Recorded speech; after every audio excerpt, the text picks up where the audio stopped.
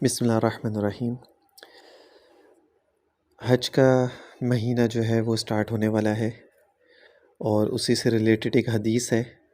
حضرت علی رضی اللہ تعالیٰ عنہ کی۔ حج فرض ہونے کے باوجود اگر کوئی انسان حج نہیں کرتا تو اس کے لیے کیا سزا ہے؟ حضرت علی رضی اللہ تعالیٰ عنہ، یہ ترمذی شریف کی حدیث ہے۔ حضرت علی رضی اللہ تعالیٰ عنہ سے روایت ہے کہ آپ صلی اللہ علیہ وسلم نے فرمایا،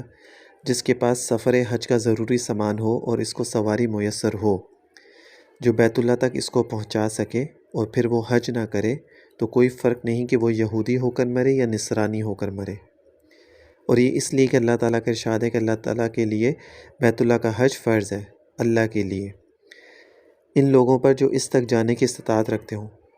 حج کی فرضیت کا حکم راجح قول کے مطابق 9 ہجری میں آیا، اور اگلے سال 10 ہجری میں اپنی وفات سے صرف 3 ماہ پہلے آپ صلی اللہ علیہ وسلم نے صحابہ کرام کی بہت بڑی جماعت کے ساتھ حج فرمایا، جو حجۃ الوداع کے نام سے مشہور ہے۔ اور اس حجۃ الوداع میں خاص عرفات کے میدان میں آپ پر یہ آیت نازل ہوئی، الیوم اکملت لکم دینکم واتممت علیکم نعمتی، سورۃ المائدہ کی یہ آیت ہے۔ اس آیت میں تکمیل دین کے ساتھ ساتھ ایک لطیف اشارہ ہے کہ حج اسلام کا تکمیلی رکن ہے۔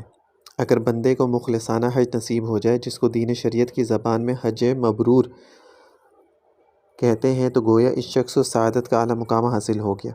لیکن جو شخص حج کرنے کی استطاعت رکھنے کے باوجود حج نہ کرے، اس کے لیے آغاز میں مذکورہ ارشاد نبوی سے بڑی سخت وعید آئی ہے، جو میں نے ابھی آپ لوگوں پر حدیث بتائی ہے۔ مولانا منظور نعمانی صاحب رحمۃ اللہ علیہ معارف الحدیث میں تحریر فرماتے ہیں کہ حج فرض ہونے کے باوجود حج نہ کرنے والوں کو مشرکین کے بجائے یہود و نصارہ سے تشبیہ دینے کا راز یہ ہے کہ حج نہ کرنا یہود و نصارہ کی خصوصیت تھی۔ البتہ مشرکین عرب حج کیا کرتے تھے، لیکن وہ نماز نہیں پڑھتے تھے، اس لیے ترک نماز کو مشرکین کا عمل بتایا گیا ہے۔ اقیموا الصلاۃ ولا تکونوا من المشرکین، سورۃ الروم کی یہ آیت ہے۔ ارشاد نبوی سے استطاعت کے باوجود حج نہ کرنے والوں کے لیے یہ فرمایا گیا کہ یہود و نصارہ ہو کر مرنا گویا برابر ہے، معاذ اللہ۔ اس کے بعد حدیث میں سورہ آل عمران کی اس آیت کا حوالہ دیا گیا ہے، جس میں حج کی فرضیت کا بیان ہے، للہ علی الناس حج البیت من استطاع الیہ سبیلا۔ لیکن معلوم ہوتا ہے کہ راوی نے صرف حوالے کے طور پر آیت کا ابتدائی حصہ پڑھنے پر اکتفا کیا۔ حدیث میں مذکورہ وعید آیت کے جس حصے سے نکلتی ہے وہ اس کے آگے والا حصہ ہے، یعنی وَمَن كَفَرَ فَإِنَّ اللَّهَ غَنِيٌّ عَنِ الْعَالَمِينَ، جس کا مطلب یہ ہے کہ اس حکم کے بعد جو کوئی کافرانہ رویہ اختیار کرے، یعنی باوجود استطاعت کے حج نہ کرے، تو اللہ کو کوئی پرواہ نہیں، وہ ساری دنیا اور ساری کائنات سے بے نیاز ہے۔ الیہ سبیلاً، اس میں استطاعت کے باوجود حج نہ کرنے والوں کے رویے کو من کفر کے لفظ سے تعبیر کیا گیا ہے، اور ان اللہ غنی عن العالمین کی وعید سنائی گئی ہے۔ اس کا مطلب یہی ہوا کہ ایسے ناشکرے اور نافرمان جو کچھ بھی کریں اور جس حال میں مرے، اللہ کو ان کی کوئی پرواہ نہیں۔ باقی رہا یہ کہ حج کس پر فرض ہوتا ہے، تو اس بارے میں حضرت عبداللہ بن عمر کی یہ روایت کافی رہنمائی کر رہی ہے کہ ایک شخص رسول کی خدمت میں حاضر ہوا اور اس نے سوال کیا، یا رسول اللہ، آپ نے فرمایا کیا چیز حج کو واجب کر دیتی؟ آپ نے فرمایا سامان سفر اور سواری، یعنی جو آپ کے پاس سواری ہو، یعنی آج کل کے دور سے آپ ٹکٹ کہہ لیں، اور سامان سفر یعنی جو آپ کے رقم ہو یا جو آپ استعمال کر سکتے ہو وہاں پہ۔ قرآن مجید میں فرضیت حج کی شرط کے طور پر من استطاع الیہ سبیلاً فرمایا گیا ہے، یعنی حج ان لوگوں پر فرض ہے جو سفر کر کے مکہ معظمہ تک پہنچنے کی استطاعت رکھتے ہوں۔ اس آیت میں جو اجمال ہے، غالباً سوال کرنے والے صحابی نے اس کی وضاحت چاہی، تو آپ نے یہ ہدایت فرمائی کہ ایک تو سواری کا انتظام جس پر مکہ معظمہ تک سفر کیا جا سکے، اور اس کے علاوہ کھانے پینے جیسی ضروریات کے لیے اتنا سرمایہ ہو جو اس زمانے سفر کے گزارنے کے لیے کافی ہو۔ فقہاء کرام نے ان اخراجات میں ان لوگوں کے اخراجات کو بھی شامل کیا جن کی کفالت حج پر جانے والے کے ذمے ہو۔ اس سلسلے میں مزید تفصیلات کے لیے ہماری کتاب مسائل حج عمرہ اور معلم الحجاج کا مطالعہ فرما لیجیے۔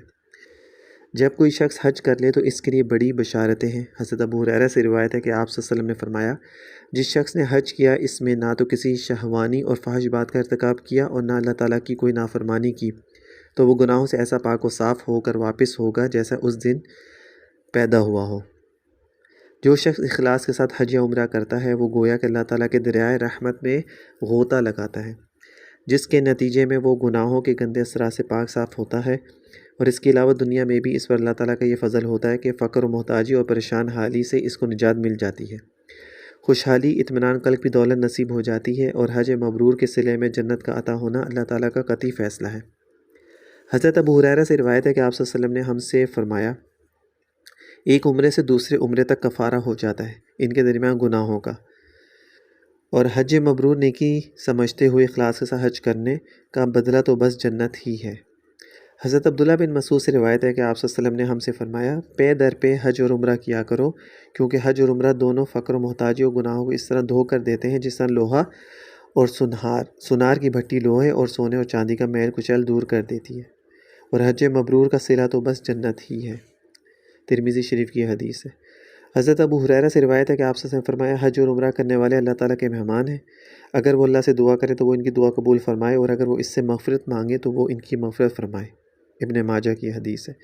حضرت عبداللہ بن عمر سے روایت ہے کہ آپ صلی اللہ علیہ وسلم نے فرمایا، جب کسی حج کرنے والے سے تمہاری ملاقات ہو تو اس کے اپنے گھر میں پہنچنے سے پہلے اس کو سلام کرو اور مصافحہ کرو، اور اس سے مغفرت کی دعا کے لیے کہو، کیونکہ وہ اس حال میں ہے کہ اس کے گناہوں کی مغفرت کا فیصلہ ہو چکا ہے۔ مسند احمد کی حدیث ہے۔ اللہ تعالیٰ ہم سب کو اخلاص کے ساتھ بار بار حج اور عمرے کی سعادت فرمائے اور حج مبرور نصیب فرمائے۔ اتنی بڑی سعادت ہے حج کرنے کی، لیکن بات صرف اتنی سی ہے کہ لوگ اس کو اتنی اہمیت نہیں دیتے، گرمی ہوتی ہے، ہم سے ہو نہیں سکتا حج، مشقت اٹھانی پڑتی ہے، یہ سب چیزیں ہوتی ہیں، اللہ کی استطاعت بھی